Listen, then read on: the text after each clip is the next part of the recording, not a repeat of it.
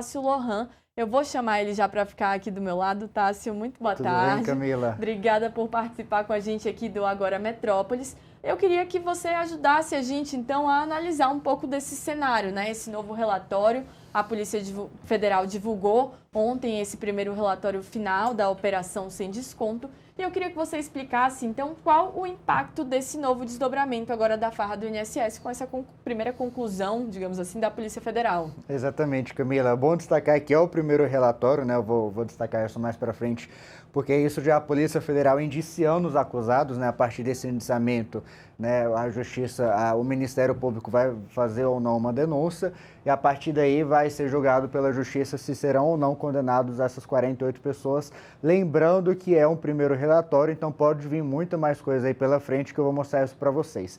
Esse relatório aqui já traz alguns pontos importantes, que tem ex-ministro da Previdência, né? O caso, por exemplo, do José Carlos Oliveira, que trabalhou no governo Bolsonaro, tem ex-presidente do INSS, que é o caso do Alessandro Stefanotto, e alguns outros diretores ali do próprio INSS, que foi o Virgílio e o André Fidelis, que também está indiciado. Esse relatório ele se baseia ali, sobretudo, nas farras, nos descontos indevidos que aconteceram envolvendo a Conafer, né? Que é uma das principais entidades ali envolvidas nessa farra dos descontos indevidos, né, que, como você bem ressaltou, foi revelada aqui pelo Metrópolis, mas a gente sabe que tem mais de 2 dezenas aí, são mais de 30, se não me engano, entidades ali envolvidas que também estão sendo investigadas, que tem ali outras ligações com outros políticos, né, a gente conseguiu entender que cada entidade ali tinha um político ali que poderia ser o porta-voz, poderia ali ser o lobista dessas entidades, né, para conseguir esses descontos indevidos ali do INSS e para conseguir essa, vamos dizer assim, né, o INSS fechar os olhos diante dessas fraudes, né, o esquema era orquestrado, sobretudo desse jeito, né?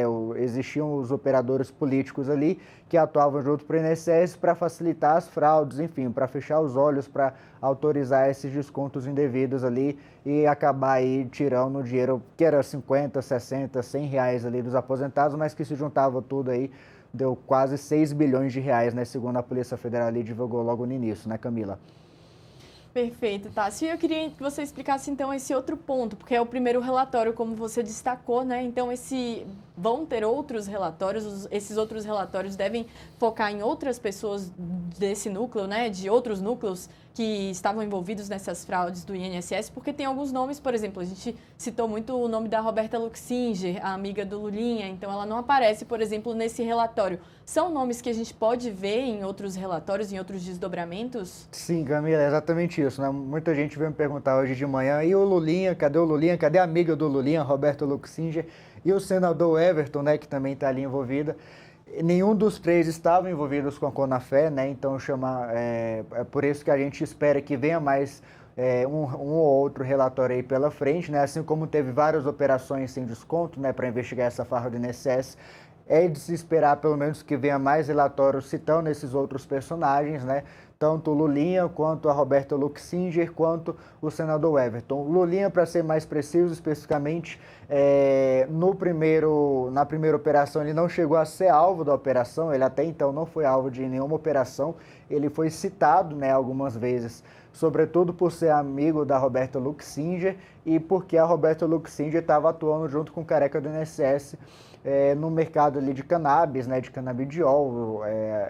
A Polícia Federal chegou a identificar repasses do careca do INSS para Roberto Luxinger. Em um desses repasses, né, um contador do careca do INSS pergunta para quem é o dinheiro e ele indica que seria para o filho do rapaz, o que provavelmente, segundo a Polícia Federal, pode ser o filho do presidente Lula, né, o Lulinha, tá aí.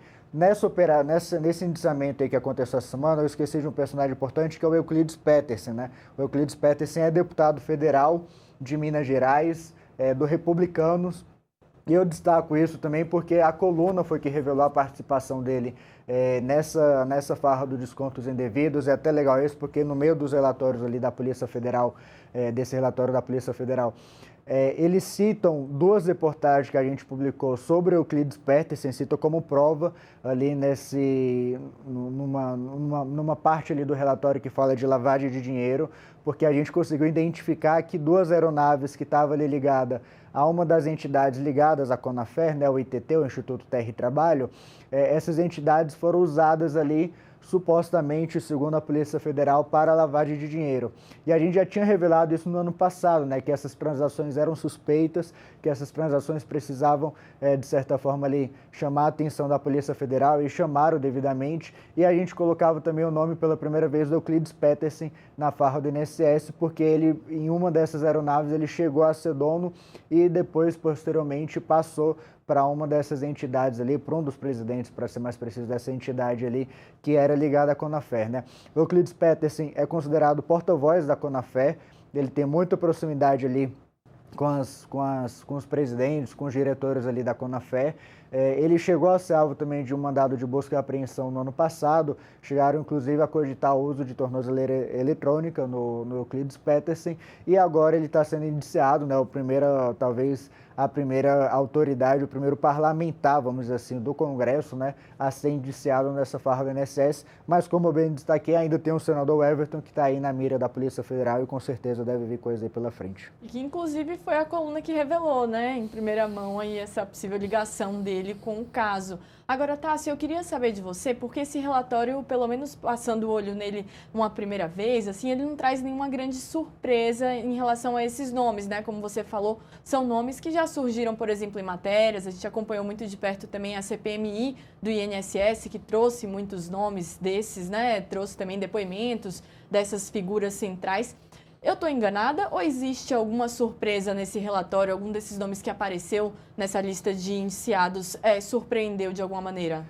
Para a gente que acompanha ali no dia a dia, eu confesso que não, Camila. Os 48 nomes, né, mais de 40 nomes dos grandes personagens já eram conhecidos, né? O caso do José Carlos Oliveira, o caso do Euclides Petersen, o caso, por exemplo, do Alessandro Stefanotto, do André Fidelix, enfim, eram pessoas, André Fidelis, né? Eram pessoas ali que já estavam na mira tanto da CPI e do INSS, como já tinham sido alvos de busca e apreensão ali da Polícia Federal, né? Quando a Polícia Federal faz as operações, né? No caso da busca e apreensão, o relatório de indiciamento vem depois, então geralmente essas buscas ali já são usadas como provas durante esse indiciamento, né? Então, se a gente for pegar esse relatório aí que tem mais de 800 páginas, né? Inclusive, queria só destacar que foi o relatório quem conseguiu aqui também no Metrópolis foi a coluna da Manuela Alcântara, né? Fazer esse destaque aqui para ela também, que ela conseguiu esse relatório e repassou aí, compartilhou com a nossa equipe.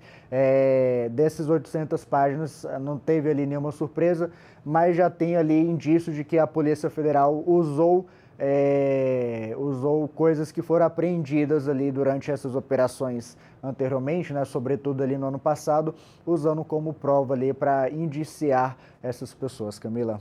Perfeito, Tássio. A gente vai seguir acompanhando qualquer novo relatório, a gente chama você aqui também para explicar um pouco mais, porque lembrando, o Tássio já falou aqui, tiveram pelo menos esses dois casos que ele trouxe em primeira mão na coluna, mas a coluna acompanhou muito de perto esse caso, então você está por dentro de tudo e certamente a gente vai trazer as novidades aqui no Agora Metrópolis. Combinado, Camila, pode deixar. Obrigada.